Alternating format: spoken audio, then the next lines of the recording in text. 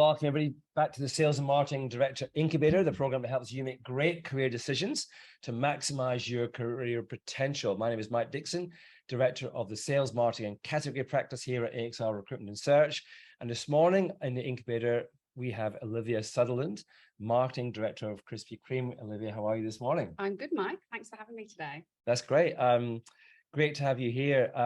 You're the second in your family to be on the incubator, which is amazing. Has your husband Andy and gosh, maybe 9 months or so ago now. And Olivia's told me she's determined to beat Andy's downloads in the podcast, guys. So go hard. And for those of you who are listening live and aren't aware that every episode's on podcast, your feature in sales and marketing on Spotify, Apple and Google podcasts. So let's get into it. Now, we started every podcast and every incubator this year with the same question, Liv, which is about your favorite brand, with the caveat that you can't pick your current brand or brand that you're working on. But what would yours be? Oh, look, I bounce around a lot. And I'd say at the moment, my favorite brand is Alson Salt, which might seem a bit odd. But what I love about Alson Salt is they kind of challenge that belief that salt's a sort of commodity category. And I'm a big fan of the saying, there's no such thing as a commodity category, or brand, just a commodity mindset. So I love how they've played into their Australian heritage and provenance, salt that's produced here, a high quality product, beautiful packaging, sort of reminiscent of how salt used to sort of arrive, in these beautiful jars that are sort of show worthy on my dining room table. And of course, they've created a higher price. So I just think it's great. It's, good quality product, looks beautiful. And at the moment, I'm absolutely addicted to all their flavors and I put it on everything. So that's very cool. Alson Salt. And I just love the whole taking on a commodity. I know I've mentioned this loads of times because it's one of my favorite companies, but one of our clients, Muti, the tomato company. Oh, I was going to say Muti, but I thought, I bet everyone says Muti. No one said it yet, but again, one of my favorites. I buy everything. I don't even look at the price anymore. I absolutely love their outdoor advertising. They really sort of zagged to the category norms, and they've just kind of gone all out in their sort of passion for tomato and red, and I love it. Yeah. Cool. Well, we had Trish, the MD, on a previous episode. So guys, if you want to know what Muti, then jump on to Trish's episode. Brilliant. I know she and the guys are listeners, so they're probably kind of feeling quite good about themselves. I think they came second in all of Tag this year as well. So they did very, very well. Right. Next question on you, Liv, before we jump into career. Now, I've obviously known you for a long time. You've lived in from the UK and lived in New Zealand and Australia, dotted around between the two. So you've kind of had this. In fact, you've lived in all the countries I've lived. So yes. I won't ask you which one's your favorite, but if you had to go somewhere next to live, is there another country that you would love to know? Do you know, I'd love to go and spend some time in Asia. I've traveled there a lot, but I've never lived there. And I would just love to sort of live long enough to understand the culture a bit more, rather than kind of popping in as a tourist and enjoying all the food and the beautiful scenery. I'd actually love to go and understand a bit more. Yeah. So probably anywhere in Asia. Anywhere in Asia. Yeah, and they're also, every country's so different. I've traveled a bit in Asia, and I think you have this kind of view Asia. And then you kind of go, how Indonesia is so different to Thailand, to Malaysia, to so different. Vietnam. They're all like these unique, very unique propositions, which is amazing. Yeah, cool. I'm with you on that. Right, let's get into it. So your career, currently marketing director of Krispy Kreme. We'll explore the pathway to Krispy Kreme. Then I want to get into the business as well, because I think it's a really interesting organization you're working with and a really very cool brand. But how did you start your marketing career? What was your first role? Well, it's a funny thing, because I probably didn't know at the time, but I think my first ever job was probably my first ever marketing gig. I was 14 years old, and I worked in my summer job for Jilly Jumpers, which was hand knitted jumpers, made from Scottish wool from the Isles. And it was Jilly Jumpers was on the Royal Mile, Edinburgh, so a big tourist spot. And I think what I was on the floor selling jumpers, and I got paid £1 an hour and then commissioned for what I sold. So I quickly learned my sales pitch was all around the brand positioning and the uniqueness of the brand positioning. So I would be saying, hey, all our jumpers are designed by Jilly, Jilly Jumpers on the door. The wool's hand spun in the Outer Hebrides, and it's knitted by these local women. And I would open the back shop and there'd be all the women there knitting. Wow. It was like that.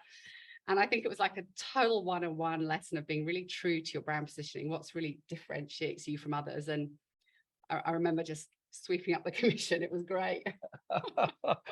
Fantastic! What a really cool first role. But and did you sell many jumpers? I did. I went back 2 summers in a row actually, and Yeah. I used to buy them for all the family as well. They were very 1980s. No one wears them now. Yeah, yeah. Oh, is it still around? I doubt it. Yeah. Yeah, yeah. Oh, I'll have to check. But so when you moved to Australia, how did that happen? Where did it, what stage in your career did you come down? Did you come down under, effectively? Yeah. Look, I was working at Kraft Foods and I met my husband, Andrew, and we decided that we would have a year's honeymoon, and we backpacked, sort of Egypt, India, Asia, Africa, ended up in Australia, and we'd both been here before on sort of gap years from uni. And we were like, oh, we love it. We had, I think, about 2-3 weeks worth of money left. And we were like, if we can get a job, we'll stay. If not, it's back to the UK. And we were really lucky. We both got jobs. So it was fantastic. What was your first role in Australia? Kellogg's. Yeah. Loved it. Special K brand manager, but still one of my favorite brands. And jobs. Yeah. Oh, another one of our clients, guys, in case you're wondering. But Yep. that's all good. And then you jump back and forward a bit to New Zealand and Australia. Andy being a Kiwi, Yeah. I guess that's part of the reason, or was it just the way the career path went? Look, we got offered a transfer with PepsiCo to the Auckland business from Australia, and because Andy is a Kiwi, we thought it would be so great for the kids to go and live in New Zealand and actually understand their heritage more. And it was actually also very beneficial for our careers, because you'll find yourself in Australia often looking after Australia and New Zealand, and it's kind of naive as a marketing person to think that New Zealand's the same. It has a very unique consumer, very, very a strong love of their local brands and their local culture. So actually, for me, living in New Zealand has really helped me understand that, and I can leverage that even today at Krispy Kreme. We're just about to launch a New Zealand specific collab donut that's from a well-loved Kiwi brand. So it sort of helps me understand that the market is different, and don't sort of treat it all as one. Yeah, having lived there too, I must admit, I was naive before I went to New Zealand, thinking it was about an Australian extension.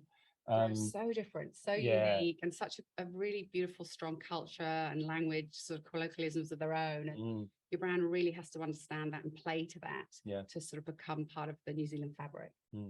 And the boys can make a choice in which rugby team to play for now. Yes, we were really lucky. We were there for 2 Rugby World Cups, to which the All Blacks won both. So I feel we timed it, perfectly. Yeah. I moved to New Zealand in 2011. Only there for a couple of years, but when the World Cup was on, it was actually the big sell to me. It was like, Mike, if you come to New Zealand, we've already got tickets for all the games for you and your family. You can take clients. I'm like, all right. That would have done it for me too. I'm in. But and I'm also interested. You kind of say came back and forward a bit from Australia to New Zealand, and later in your career, and we're jumping forward a bit, but I'm really interested in that move into NFP, because you worked for Thank You, which was, I know it was a contract role, but I'm interested in terms of how different was that as a marketer going into, and I think it's a really cool brand. But you're a very commercial marketer. You've worked with some of the best tier ones, and PepsiCo and Kellogg's, and refined as commercial thinking. You walk into an NFP. Is it different? Look, I think one of the things in your career is to really push yourself into different business models per se. So as you said, I worked in a lot of traditional FMCGs. When I went to New Zealand after working for PepsiCo, I worked for Griffin's, which is private equity. And that was completely different. And that really sharpened up my commercial ability. Right. It's weekly sales. It's, I learn a lot about productivity, how to save dollars in the middle of the P&L without sort of downgrading your product. I learned a lot in terms of when you change up your business model, you generally learn a lot. So sorry, back to Thank You.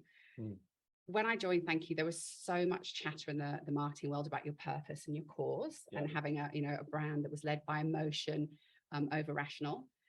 And I really wanted to experience how that impacted not only the brand, but the consumer's pull to the brand and the culture. And at Thank You, I got a really deep insight into the power of that, and how genuinely galvanized the team was behind, and how genuinely motivated the team was to go above and beyond. But the downside was they weren't highly commercial. And I think that's that was the difficult thing, because they worked in a lot of different categories. Some were growing better, some had higher GP, and I was trying to sort of mold it to go where the sales are and go where the profit is. But it was very difficult because the passion was almost, we can do everything at once. So I think you need to balance the commerciality with your cause.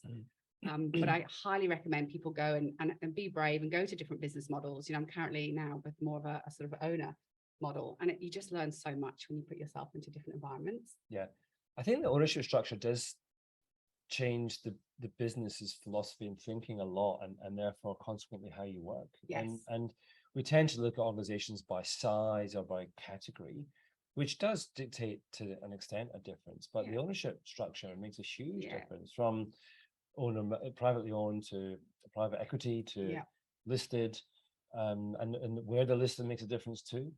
Yeah, absolutely. And I think one of my learnings by swapping business models is that really balancing that short-term delivery to that long-term protection of your brand. And I think that's always the dilemma. Every business has really, stretchy targets. And so you've got to deliver the now, but you've got to make sure, if you're in the marketing chair, that you're actually going to leave the brand in a better position than when you left it. So it's always balancing those two things. And just thank you as a business or an NFP, does it have the same sort of KPIs as a marketer, out of interest? Well, it's really interesting, actually. The KPIs were more around how much money we had donated, so percentage of profit, and how many people we were helping, which is hugely motivating. But I also think you need to balance that off with, ultimately you are here to make money. What you're doing with your money is fantastic, but, the more money you can generate, the more people you can help. So I think it's just sort of always being mindful of, you're ultimately running a business. Yeah, right. You then moved back to PepsiCo and promoted to marketing director of ANZ Snacks, so big role within that organization, and now at Krispy Kreme leading marketing, which is what we'll spend a lot of today talking about, Liv. Why did Krispy Kreme want you as a kind of this tier one trained FMCG marketer? Oh, interesting. Look, I think there's probably two sides to it. Why was I drawn to Krispy Kreme, I think, as well. Tier ones like Kellogg's, Kraft, PepsiCo, they're phenomenal places to work. They're a really, strong brains trust. You learn a lot on the job, you get some great training. But for me personally, the higher up I went, I was really missing that hands-on approach to being a brand marketeer. I love wrapping my arms around a brand, and I get real satisfaction from owning my brand and owning my outcomes. And so I think for me, being at Krispy Kreme, the culture really suits my personality. It's super entrepreneurial. We can move really quickly on ideas. You can sort of have an insight and turn it into an action straight away. And great example of that is I was working in drive-through, and I kept seeing all these people come through with their dogs in drive-through, and I was like, I have dogs. Dogs are part of your family. And I was like, we should do Doggie donuts for International Dog Day. Oh, cool. People love their dogs as much. What about something for you, something for your dog? So we launched our first set of Doggie donuts last year, and amazing buzz, PR coverage, to the point where we've actually now just launched Doggie donuts for Christmas gifting. They launched this week. And again, massive, buzz. So I love the Krispy Kreme for that nature. And I love it suits my personality that I can kind of run with ideas and turn things around really quickly and see the results straight away. It's just harder in a bigger company sometimes to do that. And they were getting in you a particular skill set why because I guess in my mind I could explore the evolution of that business, but it's a kind of retail business, quirky brand. You're this big tier one FMCG marketer, so what was in it for them? Yeah, look, Krispy Kreme, we're on a massive growth trajectory. We've doubled the size of the business in the last 5 years. Opening stores into new geographies like New Zealand, far north Queensland, Tasmania. So really need that sort of more of a traditional mindset as well to manage beyond shops. So we're now in Woolworths, so it's more of an FMCG mindset, and kind of we want the brand to look and feel the same in every environment. We want that kind of brand experience to be consistent and distinctive. So I think, hopefully that's what I'm bringing to the party. Cool. And as a recruiter, I'm always interested in how people make these kind of moves. So how did it happen for you? Oh, I remember just thinking I felt sort of too far away from what I loved in my job. Yeah. I felt like in a big job you become very P&L focused, and I just wanted to do brand cool stuff, and that's where my natural spirit is. And I remember just looking at my phone one morning, and there was, marketing director Krispy Kreme, and I was like, oh yes, that's me, that's my job. And it was probably just maybe a bit random, but I just went for it, and I got it, and I kind of never looked back. I love it. Yeah. Wow. So job ads sometimes work. Well, yeah, job ads work. And be brave, like follow your heart. I just remember feeling excited. Yeah. And I think if you feel that, there's something in it, and follow it along the line. Yeah, completely. And sort of level of job satisfaction's gone through the roof. So great. I think some things I always talk to people who are nervous about moving, and often feel they have to be in a particular emotional state to make that move in terms of preparedness, readiness, commitment. My view is, well, you never know. And I'm going to meet an organization doesn't mean to say you're gonna leave your current business and move there. Oh, look, it's gut feel. But right? you've got to be open-minded to the conversation, because otherwise, what are you missing? You could be missing your dream role. You don't know about it. And listen to your gut. Your gut's not. It's more than a feeling. It's built up from sort of lots of touch points. And dare to do things. It was the same with New Zealand. I remember Andy coming home saying, hey, we could go and live in New Zealand, and we were like, yes, let's do it. Didn't truly think maybe it through, but it was one of the best experiences we've had. So just so talk about your mandate at Krispy Kreme. So what have you kind of got an overarching kind of mandate that you've got to achieve as marketing director? Well, we're looking to double the size of the business again. Wow. So for me, I guess as marketing director, I really want to hold the high level of brand cool and brand love that we have. And as you increase your distribution footprint in your network, you've got to make sure that you don't kind of lose that heartland of your brand. So I guess for me, it is doing things that keep the brand buzzworthy and on the radar, such as our Udi collaboration this year, some of our amazing LTOs with, Caramilk or Biscoff. So for me, it's making sure the brand maintains that sort of level of cool status and the high level of brand love that we have. Great. And is that the DNA of the brand, or how would you describe it? Look, the DNA is very anchored in social connectivity and belonging and enjoyment. Our tagline is share a box of smiles.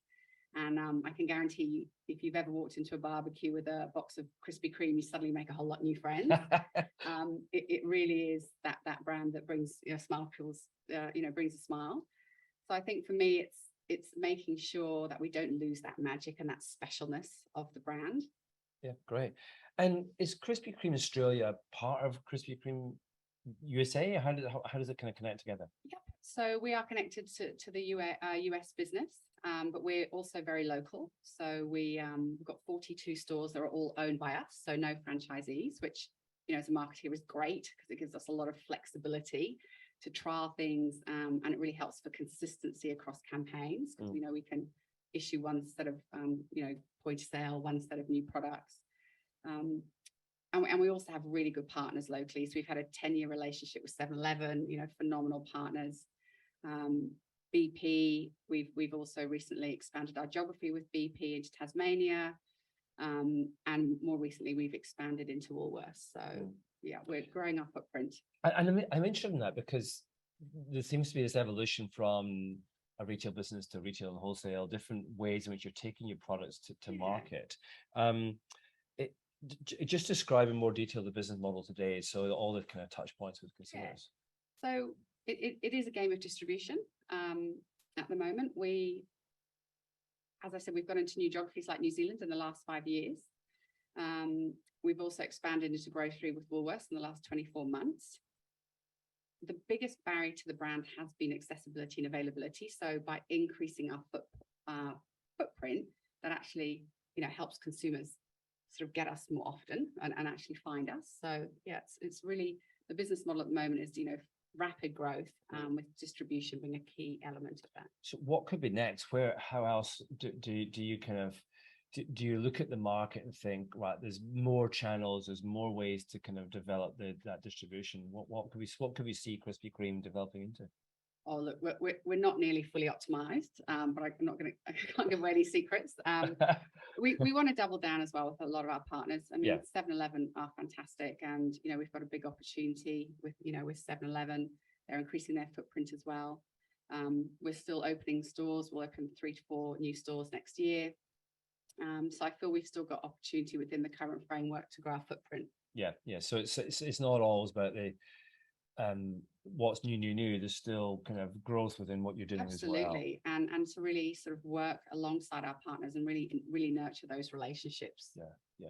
Now I kind of love, I look at your role as marketing director. It's a brand, it seems to me to be a lot about innovation, fun, creativity. But it's evolving, right? So there's a lot of things variables there to kind of try and keep control of, because you've got these commercial goals as well.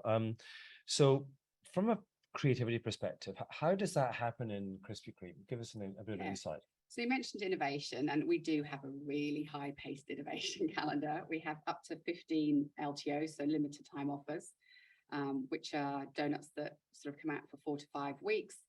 And we also have some that are linked to seasonal. So we've just had Halloween, Krispy Screams, Christmas, Crispy Mess is up next. And then we have LTOs where we collaborate with, Biscoff, Caramilk, Oreos. So yes, a very high-paced innovation calendar for product. And then we also have kind of our over and above. So things like our Doggie donuts, our Oodie. This year we launched an OG in a can, which is basically a canned coffee with OG flavor, which was absolutely the bomb. It was sold out in like 10 days. Didn't realize it was going to be so popular.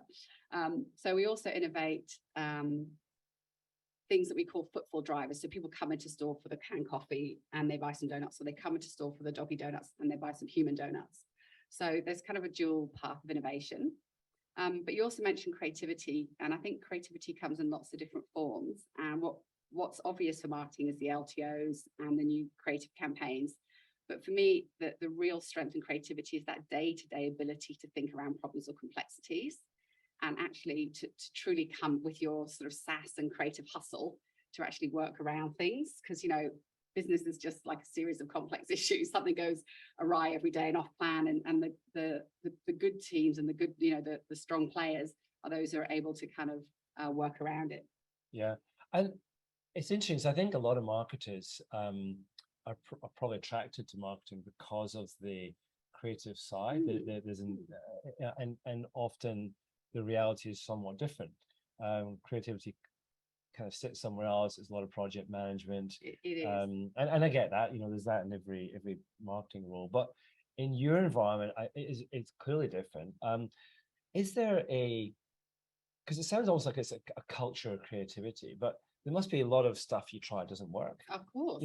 How does that go down? Is that just a way, some you win, some you lose? Look, I think failure is the path to learning. It's, it really is. You don't get up as a child and walk or run a marathon. You get up, fall over, you crawl, you stumble, I think that's part of life's journey. And you want to be in a culture that supports that, because that's when you do find the things that really work. And, when you fail at something, you always have a learning that you can take into the next job. And that kind of must drive like propensity for risk taking, which I think you need a little bit.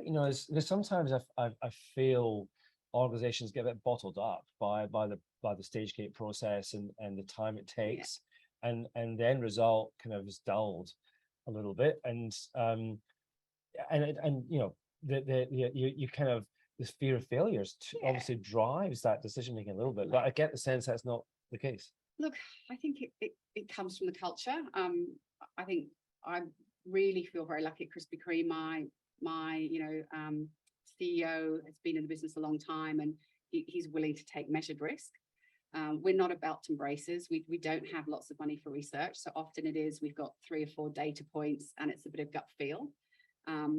And ultimately, I wouldn't overinvest in a risk, but you can try something small. We can try something in one store. We can try something in one state. Then we can see if it's got traction and we can go for it.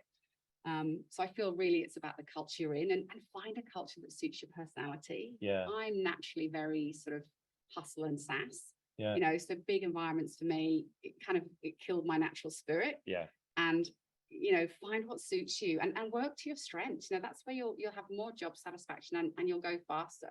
Yeah. And really interesting. Is there a risk that you go too far in terms of diluting a brand and what it stands for when you've got this really strong creative ideas agenda? Yeah, I think any brand, you need to make sure whatever you're doing ladders back to your brand purpose or positioning. Yeah. So ultimately, you're saying the same thing, but maybe just in a different way.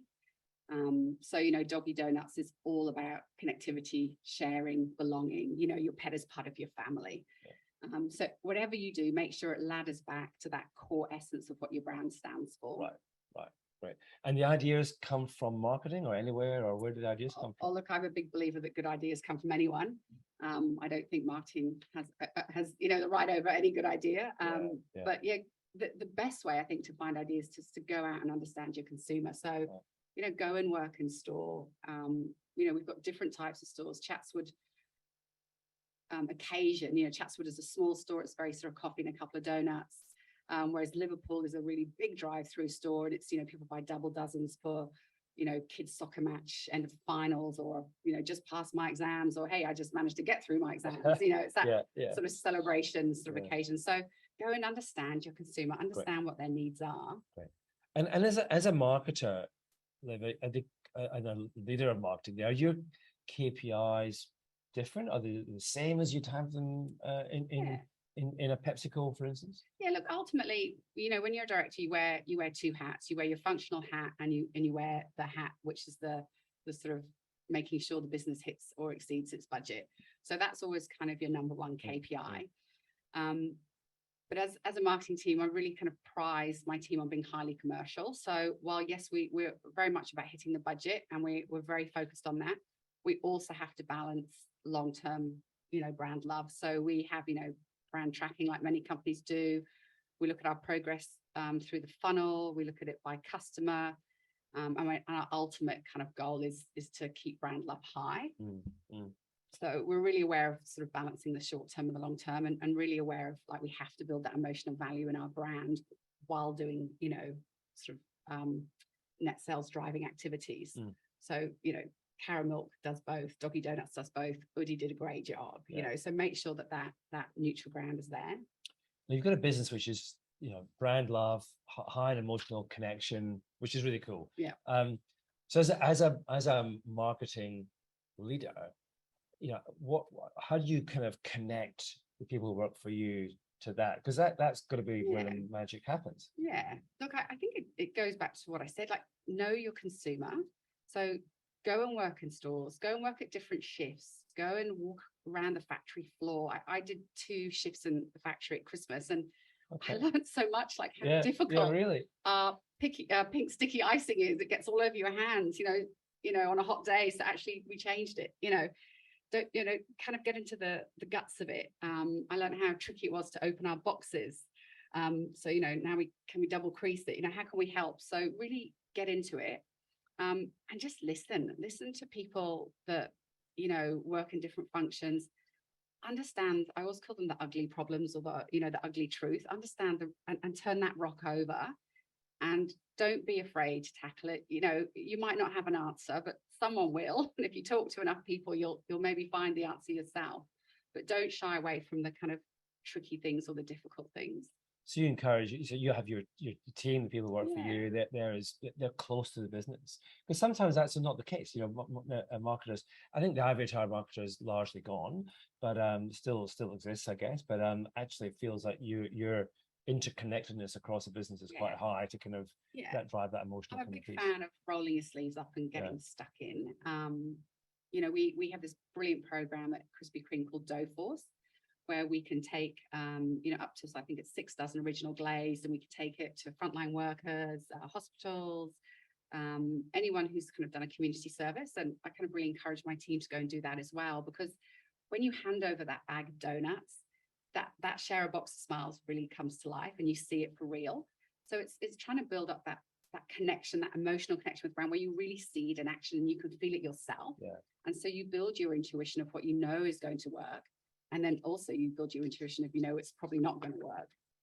Yeah. Cool. Now, I want to kind of move into kind of advice and kind of section now, because I think there's a um, your career has given you lots of different perspectives, and I'd love to kind of just explore some of those in terms of, for others who look at the role of marketing director and think, oh, I think I want to do that.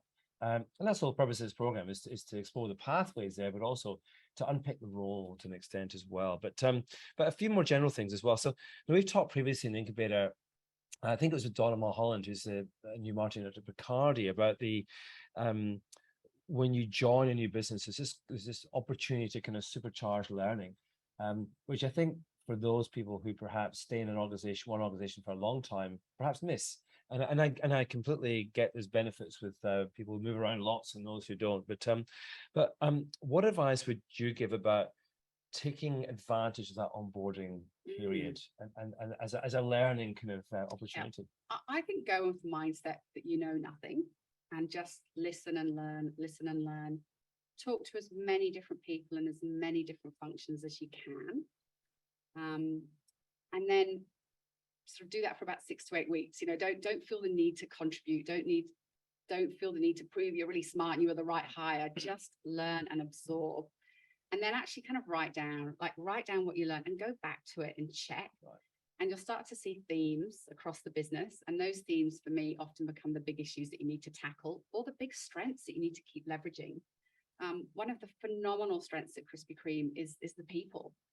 Everyone has an amazing story. When I worked on the Christmas shift, I worked next to a gentleman that had come over from Somalia. And he's packing donuts while Krispy Kreme was helping him do his forklift license, so he can get into the warehouse and get a better paid job. And I love that about Krispy Kreme. It really does. We believe everyone's original, like our original glaze. We believe everyone is a wonderful original, and we want to really nurture that. And I just kind of see it across our business, and it's one of the draw cards for me. I absolutely love that investment in people, and I think that's what makes Krispy Kreme a great place to be, because the culture is the same as the brand. It's connectivity, sociability, enjoyment. I think some organizations are really good at onboarding, and some are more chaotic. But I think it's incumbent on you as an individual. Because what happens is, we've got this diary that's pre-populated with all these meetings and immersion you're going to do. Life gets in the way. People you're going to meet get busy. They cancel the meeting, and suddenly that beautifully structured onboarding can kind of dissipate a little bit. But it's on you to kind of put it together. It's not HR set it up. With your line manager. If you're lucky. Yeah. But actually, my recommendation, guys, is just really dig in those first few months. No one expects a lot of deliverables. It's you're there just to your point. Yeah. Listen, learn, ask questions, get out, but take ownership of it. If a meeting gets cancelled, you rebook it, or go above and beyond. If you're working in manufacturing, nothing about getting on the factory floor, then get on the factory floor and have a look. Connect to all parts of the organization, because that sets your beginnings of the stakeholder relationships you'll need in your role for the rest of your job there, the rest of your career there. I love the phrase "drive it like you stole it," and I'm cool. I'm a big believer in that. So you make your own path. I always say to my team, good leaders create direction and take others with you. Yeah. So sometimes when you arrive in chaos, it's better, because you have to create your own direction. You have to muddle your way through it, and through that you learn a lot. Yeah. And just enjoy like the first few weeks, because you have fresh eyes and you see things other people don't, and soon you'll be kind of, those eyes will be closed and you'll be in the norm of the business. Hence, write down what you've learned and go back and reflect on it. Yeah. Drive it like you stole it. Drive it like you stole it. We have our intro promo for the pod there. That's excellent. Now, I'm interested in your experience there when you were approached about a new role, and obviously you've made moves throughout your career. What process, if you have a standard one or if it's different, but do you go through to kind of assess a potential new company or opportunity? Yeah, look, for me, cultural fit is most important, especially if you're joining at an exec level. You really need to be able to, I think, get on with your peers in a constructive way. So I think for me, when you're joining an exec, ask to meet the exec, have a coffee off site, understand more about why they're there, get a feeling for the business, and ask them questions. I asked, what do you think our biggest barrier to growth is? And then I always ask, what do you think our biggest strength is? And are we leveraging it enough? So understand if, you fit with that exec and how the exec are tied to the business. So I think that's really important. Second thing for me personally, what I've discovered is when I have a natural affinity with the brand. So when I just feel I can relate to that brand, I enjoy it so much more. I put more effort and time in, and I know that therefore I get a better outcome. So I think if you can find a brand that sort of you really understand, you'll have a lot more fun along the way, and you'll produce better results.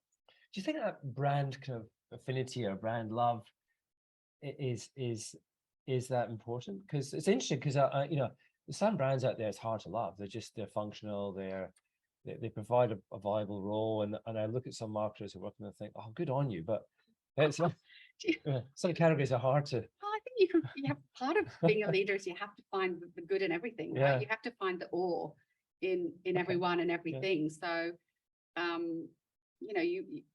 worked on hand soap. I don't love hand soap, but the awe was that it was, every time I washed my hands, I was donating money to someone else having clean hands, which, has a whole positive impact for their life, beyond what you can imagine. They don't even, at Thank You, what we discovered was that if you could bring fresh water to a village, the girls didn't have to walk 2 miles to get fresh water a day, and therefore they weren't missing school.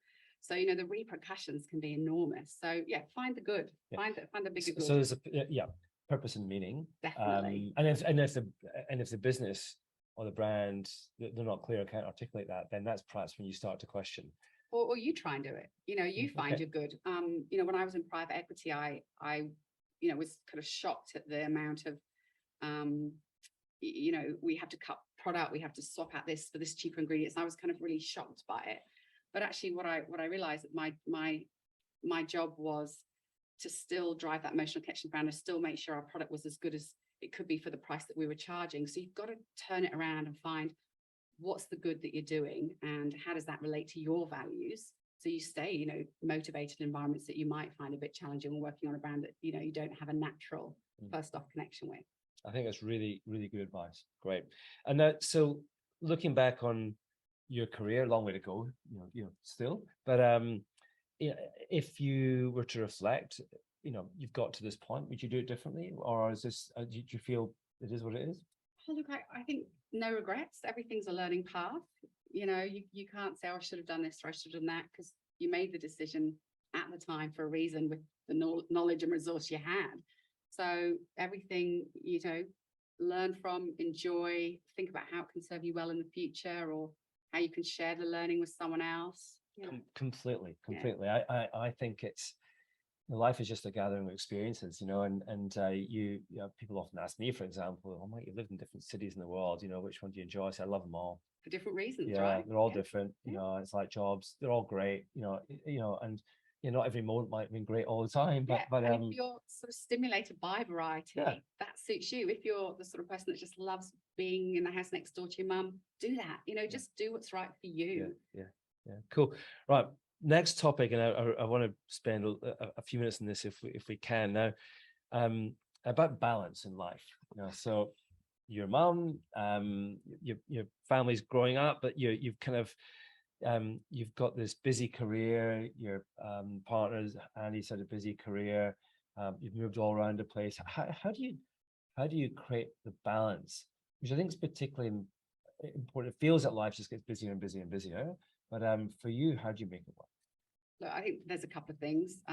It feels less like balance, more like integration. I'm a big believer that I come as a whole. My whole package is, I work and I have children, I have a husband, and I like to do things out of work. So don't treat it as a trade-off between one or the other, that you're trying to balance it. I think just get the integration of the mix right. And sometimes it's just on a daily basis. Don't have a grand plan. I try to have grand plans, doesn't always work. Just take every day as it rolls. Have a strong partner in crime. Andy's an equal, partner in the family and in the career. And at times we've gone ahead or behind each other on our sort of career ladder, and one of us has taken more role with the kids, or less role with the kids as we've done that. So just have that partnership that works for your whole plan, your life plan. Mm. And do you feel that in recent years, maybe COVID's done something positive around creating more organizational awareness of the importance of balance and the impact on health, and how good, because I think the two are intrinsic links to performance as well. And I think, you know, in my view, looking at lots of organizations, businesses are starting to land on good patterns and good cultures, but there's a few who I worry haven't got there, or are going to snap back to more traditional, or snapping back to more traditional. Hey, I need you here. I need you here every minute of every day type thing. Look, for us, COVID was revolutionary in apart from homeschooling, which I am very clearly no teacher. But it was revolutionary in the fact that we were at home, and you know, you could actually get the kids more involved as well in the chores. So, you know, you're finishing school at 3, you can cook supper, or you can set the table. I've got older kids, you know, you can hang out the laundry. And then that balance has stayed in our household. You know, it was kind of a good jump for me of kind of rebalancing.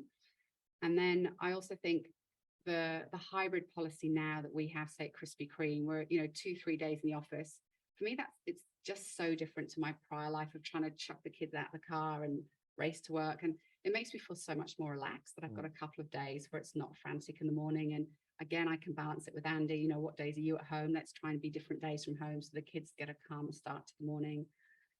So for me, it's brilliant. And I love as well, you know, in our office, we've got a couple of, you know, husbands and fathers who leave at 4:30 to pick up their kids. And I love that. I want to encourage that. You know, I think it's brilliant to see the balance. Yeah, they'll probably go online for an hour later, or maybe they got off an hour earlier this morning, but, you know, you can still manage your workload and, you know, manage your family at the same time. It's definitely a question that we get asked as recruiters here at AXR. You know, in the top 1 or 2 questions now is just, you know, tell me a bit about where this business has landed, or what their philosophy is to hybrid working or to balance in life. And it just wouldn't have been a question, you know, well, 3-4 years ago. We're reading about Unilever trying a 4-day week at the moment. Yeah, they've launched it in Australia, I think. Yeah, I think they've trialed it in New Zealand. I'm sure they just launched it this week in Australia. Yeah, I read they trialed it in New Zealand. So I think it's great the world's changing. I think it's really important that people, you know, focus more on their well-being, their total well-being.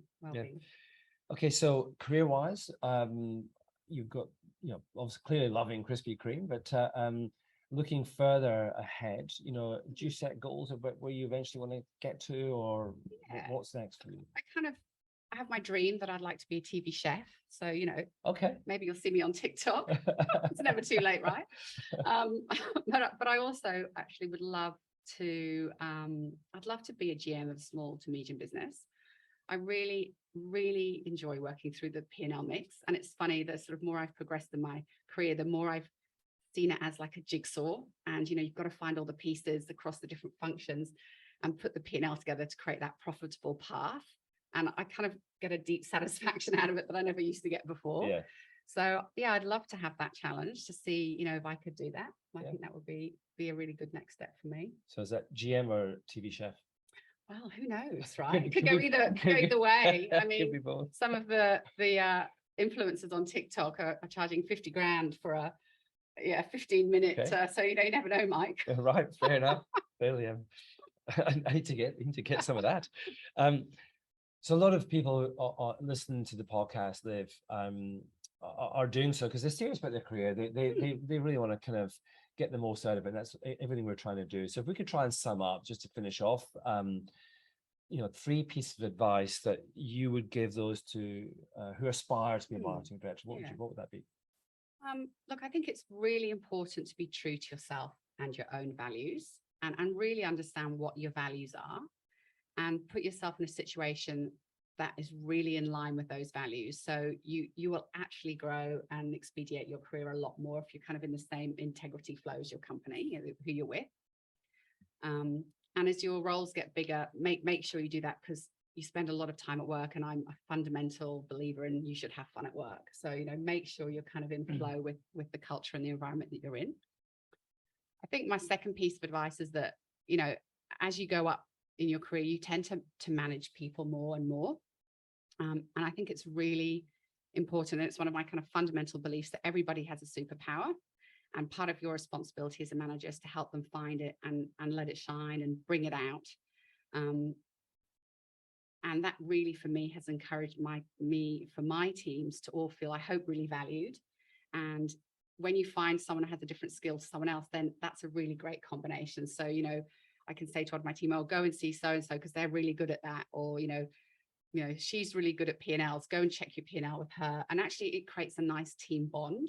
And again, it kind of goes to that sum of the parts can be greater. And it's allowing your team to have that vulnerability to say, I'm not very good at this, you know, and it's not saying that as a negative. I'm also a big believer in like, push your strengths far as you can. The things that you're not as good at, you're always going to struggle to get better at. So just really have like towering strengths. So really understand your people and really find their individual awe. And then the third point was something actually Mike and I were talking about earlier, which, you know, be vulnerable. It's one of the hardest things because I've always felt, if I say I don't really know that, or if I say, look, I'm not really sure if this is a good idea, well, people think I don't know my job. But actually, I think if you can, you know, be brave and say, look, I haven't got all the answers, but this is what I do know. I'm happy to take a risk. I think it's a good idea. And then, you know, if it does pay off, that's great. If it doesn't, you've learned something. But, you know, don't think you have to know everything. Like, you know, put yourself out there, test yourself, you know, expose yourself every now and then. And, you know, you might be surprised at actually the results that come back to you. Great advice.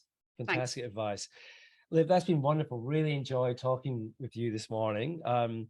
Guys, Liv's our 54th guest in the incubator, and you can catch the previous 53 as well as Liv's episode, which will land this time next week. On the podcast I mentioned before, you feature in sales and marketing, Spotify, Apple, Google Podcasts. Next up in the podcast is Imran Khan. Imran is the managing director of TCC Distributors, ex-sales director of Arnott. And then we finish up the year with Kurt Hegvold, who's the MD of Electrolux. So 2 more guests to go. So jump on this time in 2 weeks' time. Now, guys, our mission is to help you make great career decisions. And for those of you perhaps might be new to AXR or listen to the podcast for the first time, there's loads of stuff we can do to help you. We produce salary guides which map out the career pathway within sales, marketing, and category. Some really great trends and insights that link back to some advice that our guests have given us in the incubator as well. We produce guides on becoming interview fit, how to manage your LinkedIn profile, how to get the most out of your job search or just understand your career goals. We produce a monthly report called the Sales Marketing Collective, which is a real kind of capturing and data on who's who and who's moved where in the marketplace. So some great insights there. So connect with any of the consultants here at AXR. We can give you lots and lots to help you. So without further ado, thanks for that once again, Liv. That was great. Thanks for having me. And we'll see you all here back again in 2 weeks' time.